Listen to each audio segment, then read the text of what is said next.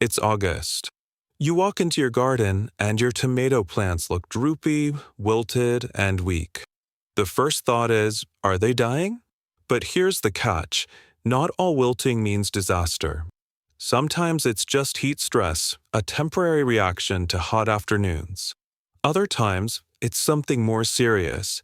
Wilt diseases like Fusarium or Verticillium that can permanently kill your plants. In this video, we'll cover how to tell the difference between heat stress and true wilt disease, and exactly what to do in each case. Knowing this can save your harvest and protect your garden for future seasons. Tools and materials you'll need: mulch, straw, or shredded leaves to regulate soil temperature and moisture. Drip irrigation or soaker hose provides steady, deep watering. Shade cloth, 30 to 40%, reduces afternoon heat stress. Pruning shears for removing infected leaves.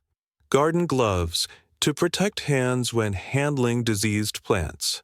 Bucket or trash bags for safely removing infected plants. Compost, disease-free only, to enrich soil after removing plants. Soil test kit to check pH and overall soil health.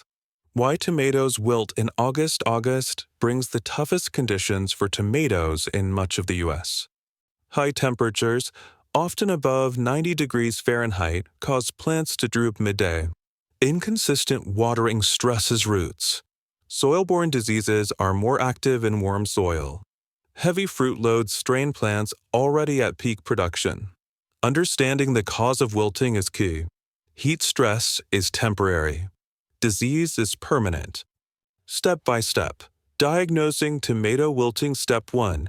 Check timing of wilting. If plants droop midday in the heat, but recover by evening or early morning, it's heat stress.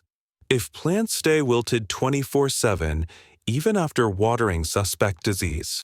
Tip: check your tomatoes early in the morning. If they look healthy then, it's likely just the sun making them droop. Step 2. Examine leaf symptoms. Heat stress leaves look limp but remain green and healthy. Fusarium wilt lower leaves yellow first, often one side of the plant, then spread upward. Verticillium wilt yellowing in a V-shaped pattern starting at leaf edges. These are classic disease markers, not just drooping from heat. Step 3. Inspect the stem. Cut into a wilting stem lengthwise. Healthy plant. Heat stress. Stem tissue looks white and moist. Diseased plant, Fusarium/Verticillium. Inner tissue looks brown or streaked. This internal check is one of the clearest ways to confirm disease. Step 4. Assess soil moisture. Stick your finger 2 to 3 inches into the soil. Dry soil, heat stress, and lack of water. Moist soil, but plants still wilt, strong sign of disease. Note: overwatering won't cure wilt disease, it only stresses the plant further. Step 4.5. Container-grown tomatoes and wilting. Tomatoes grown in containers wilt faster in August compared to those in the ground. Pots heat up more quickly, and soil dries out faster, often causing heat stress rather than disease. To reduce wilting, use light-colored pots, double container setups, or mulch the surface of the soil. Water more frequently, but ensure good drainage. These steps keep container tomatoes healthier during late summer heat. Step 5. Remove infected plants promptly. Unfortunately, there is no cure for Fusarium or Verticillium wilt. Once diagnosed, remove the entire plant, roots included. Dispose of it in the trash, not compost, to prevent spreading spores. This can be painful, but leaving infected plants risks losing the rest of your tomatoes. Step 6. Protect remaining plants. Use mulch to regulate moisture and temperature. Apply consistent watering, deep, less frequent, not shallow daily watering. Consider shade cloth during the hottest hours. Avoid splashing soil onto leaves when watering, since soil is the source of disease spores. Step 7. Plan for the future. Wilt diseases live in the soil for years. To reduce problems, Rotate crops, don't plant tomatoes or other nightshades, peppers, eggplant, potatoes in the same spot for 3 to 4 years. Choose resistant tomato varieties marked with F or VEG, Celebrity, Better Boy, Mountain Fresh. Improve soil health with compost and cover crops to increase microbial diversity, which suppresses pathogens. Step 7.5. Biological controls against wilt. While there is no cure for Fusarium or Verticillium wilt, U.S. gardeners can use biological soil treatments to reduce disease pressure. Products containing trichoderma, Bacillus subtilis, or beneficial mycorrhizal fungi help protect plant roots and improve soil balance. These won't save already infected plants, but they can strengthen healthy ones and provide long-term protection when incorporated into garden soil or used as root dips for transplants. Additional tips for managing heat stress versus disease provide afternoon shade. Temporary wilting is normal during hot afternoons. Shade cloth or even temporary row covers can reduce stress and improve recovery. Prunes strategically remove lower leaves touching the soil.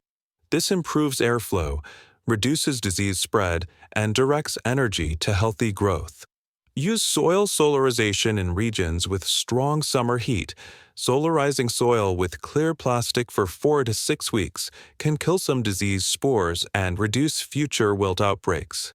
Boost with foliar feeding plants under heat stress respond well to foliar sprays of seaweed extract or compost tea, which provide micronutrients and reduce stress. Extra tips for success: never reuse soil from infected containers, discard or sterilize. Clean pruning shares with alcohol between plants to avoid spreading pathogens. Space tomatoes 2 to 3 feet apart for airflow and disease prevention. Plant basil or marigolds nearby. They can deter some pests and improve soil health. Mini Tools Spotlight Soil Test Kit, a simple pH and fertility test, can help identify whether soil health issues are contributing to stress. Tomatoes thrive in slightly acidic soil, pH 6.2 to 6.8. Regular testing helps balance nutrients and avoid stress that mimics disease. Not every droopy tomato means disaster. Sometimes it's just the August heat, and your plants will perk up as the sun sets. But if wilting is constant, especially with yellowing and brown streaks inside stems, it's likely a disease, and the best action is removal and prevention for next season. By learning to tell the difference between heat stress and true wilt, you'll protect your harvest and become a smarter, more resilient gardener. If you found this video helpful, give it a like, share it with fellow gardeners, and subscribe for more practical tips. And tell me in the comments, have you dealt with wilt in your tomatoes, and how did you handle it?